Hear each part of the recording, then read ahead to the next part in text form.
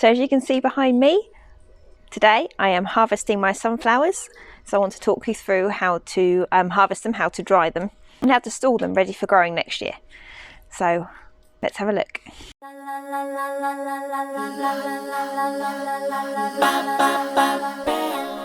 Some of the things to look for when you're harvesting your sunflower seeds. Look for a drooping head, a drooping flower head, so you know that the flower's gone over. The flower structure is kind of, all the flowers inside are falling out basically. You know they're dry enough by that point, and you can see the seeds have developed nicely. They're swelling up inside the head, so you know and they feel dry, they feel good, they feel like they're going to fall out the head the head in a minute. This is how I know they're ready to go. Now I'll just show you, if you can see, this one's still got a few little side shoots, little side heads growing on them. That one's not going to do anything now. So I'm going to cut it. When I cut this head off in a minute, I'm going to cut it just above this flower, so I can give this one a go as well. So that should open up nicely and flower. It will only be a small flower, but it will still look nice and the bees will like it. So in a minute I'm going to cut this head off down to here,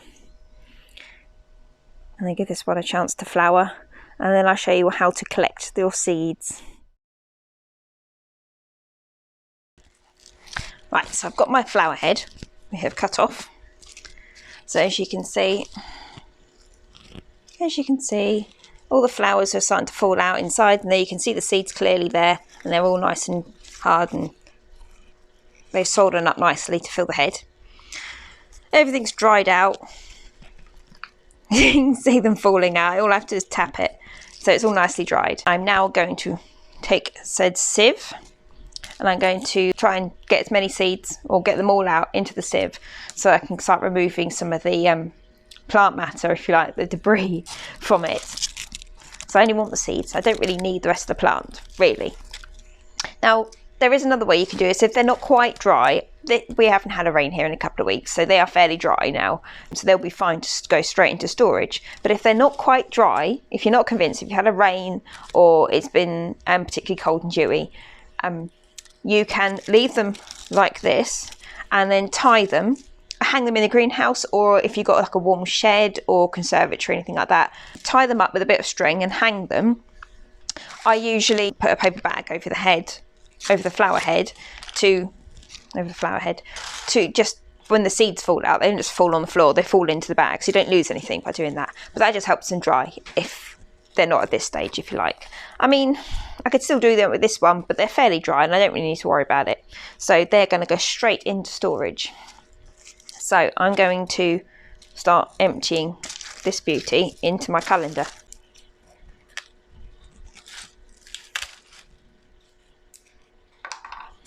Right. The easiest way is just to rip the flower apart, but you can just tap them. Oh, a little spider. Bye, mate. And the seeds and the flowers all fall out quite easily. See the inside of the flower head there, all pappy. So you can see the seeds have got a lot of room and space to form. The centre seeds haven't swollen quite as much as I'd hoped, but that's fine because I have plenty around the outside. I grow several sunflowers, usually self-seeded in fairness, but I grow them for the bees, obviously. I don't grow them to eat. You can eat them at this stage. They're fine. You dry them out and you can have them as a snack. I grow them to grow in the garden for next year, but I grow them for the birds as well. It's so easy. They're such an easy plant to grow. They're an annual, so you have to get rid of them after a year anyway. So saving the seeds saves you loads of money.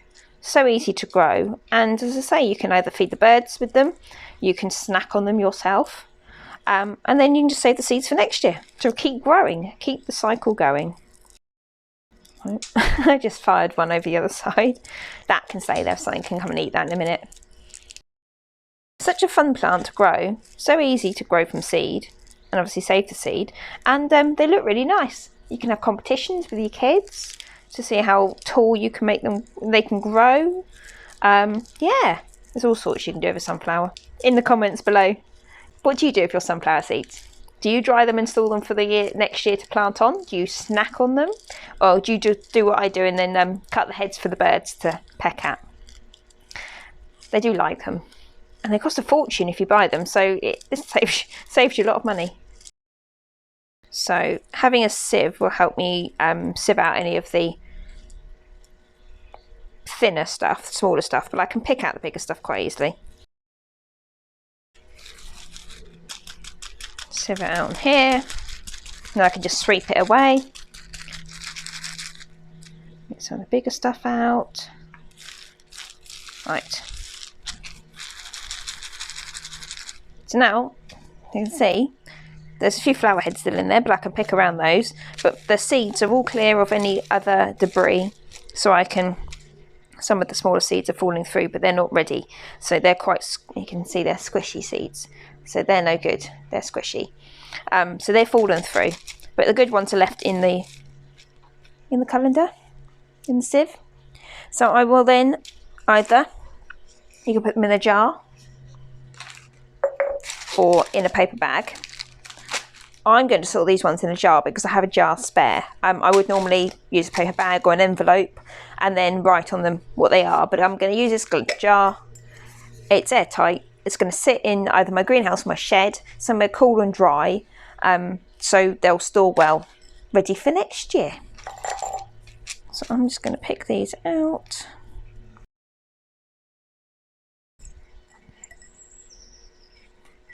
Right, so that is most of them done. I've still got a few more to go through in there. So these will now, the lid will go on. Right on the front. I'll put a label on the front, see what they are. They'll go in my shed or my greenhouse, just in a cool, dry place, ready for next year's sowing. And that's it then. Ready to go. That's how you harvest and store sunflower seeds, ready for sowing next year. As I say, you can snack on them now if you like. If they're dry enough, you can also roast them in the oven, so they're fine for eating. I don't eat them personally.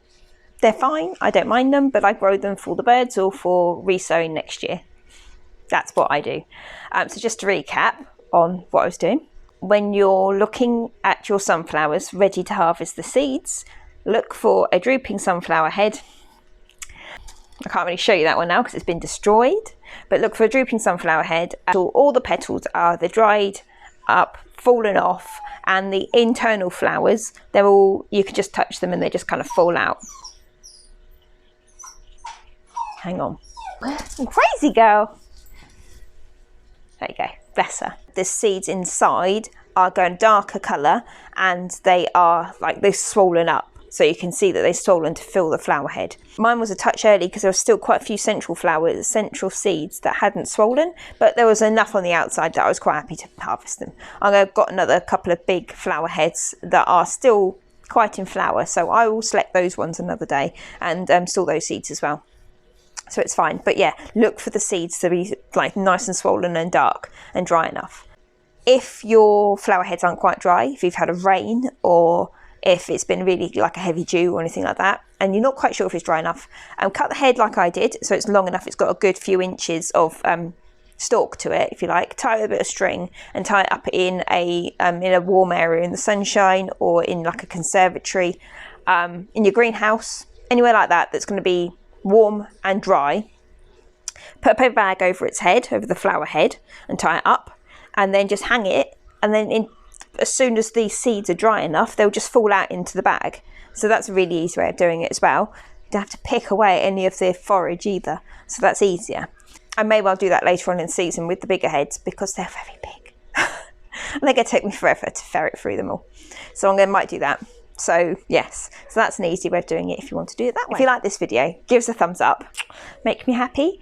And if you want to see more videos like this, subscribe to the channel. I produce videos weekly, so you can see them as and when they come out. If you want to join me in the Gardeners membership, I offer weekly tips, weekly Q&A sessions, monthly live trainings, and exclusive members only content. We'll put the link in the description below, and I look forward to seeing you there. Yes, I know. If you like this video, give us a thumbs up, click here to subscribe to the channel, and click here for the next video in the run. Have a great day, and we'll see you in the next video. See you later.